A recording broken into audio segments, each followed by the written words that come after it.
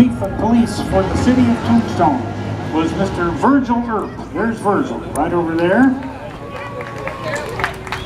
When the word started to spread that the Clantons were gunning for the Earps, he went to the Wells Fargo office. Marshall Williams of Wells Fargo gave him a side-by-side, short-barreled 12-gauge shotgun like the coach riders used to, shotgun messengers on the coaches used to carry. He thought that just might be an extra powerful weapon that they might need should things get really, really bad. His brother, Morgan Earp, was also in town. Notice that these people wear suits and ties because they're townspeople, they're not cowboys, they're peace officers. And of course, the most famous of the three Earps, named after his father's commanding officer in the Mexican War, whose name was Wyatt Berry Stapp, he named his son Wyatt Berry Stapp Earp. There you go. Of course, their best friend, and at least Wyatt's best friend, was a fellow who was a dentist. But more than a dentist, he was born in Griffin, Georgia. From Griffin, Georgia, he went to Pennsylvania, where he got a degree in diseases of the teeth from the Philadelphia School of Dentistry.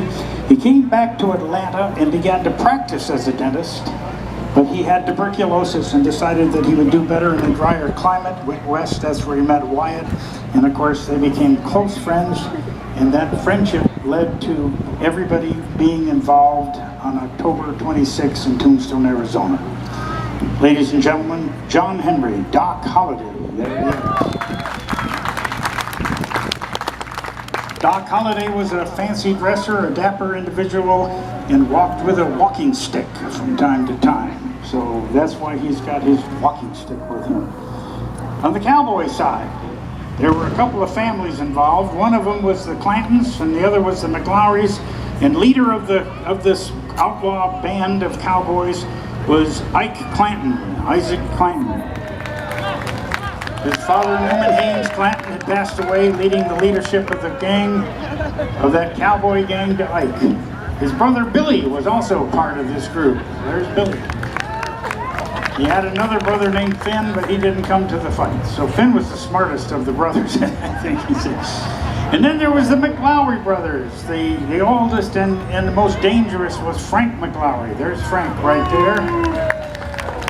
Wyatt Earp considered him the pistolero, the shootist. The man was the most dangerous of the cowboy element. But he had a brother, and his brother's name is Tom McLowry. There's Tom. Tom McLowry. Tom McLowry has got a horse. You're going to have to use your imagination. There's the horse right there.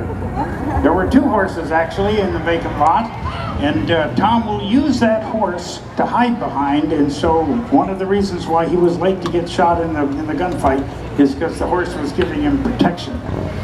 In addition to the McLowrys and the Clantons, there were two cowboys that stayed with him until the shooting started. Wes Fuller and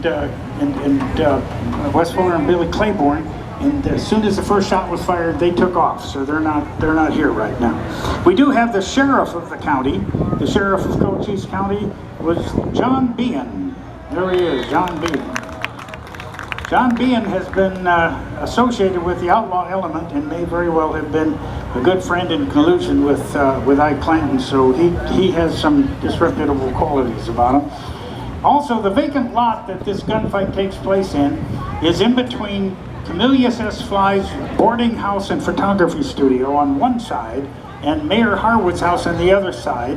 And then from the vacant lot, moved out into Fremont Street, and it was always referred to in the press as the street fight of Tombstone. The actual OK Corral, which John Montgomery owned, was probably 50 yards behind. And that's where they had started the day. But they had moved into the vacant lot, and then from the vacant lot moved into the street. And so it really didn't take place in the OK Corral. But what kind of a motion picture title would be Gunfight at the Vacant Lot next to the Harwood House?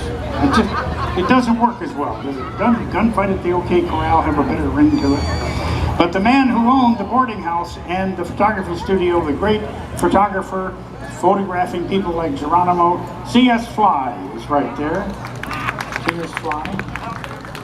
And then we have a mining engineer by the name of Coleman who happened to be in town. He is the person who warns the Earps that the cowboys have been threatening their lives. He overhears a conversation down at the vacant lot, and that's Mr. Coleman. Mr. Coleman will come and inform. And then at the end of the gunfight, C.S. Fly will take Billy Clanton's gun from him after he runs out of bullets, but we have a townsperson who will come forward and try to stop Doc Holliday for firing any more shots, and there's our townsperson right there. It was about 3:30.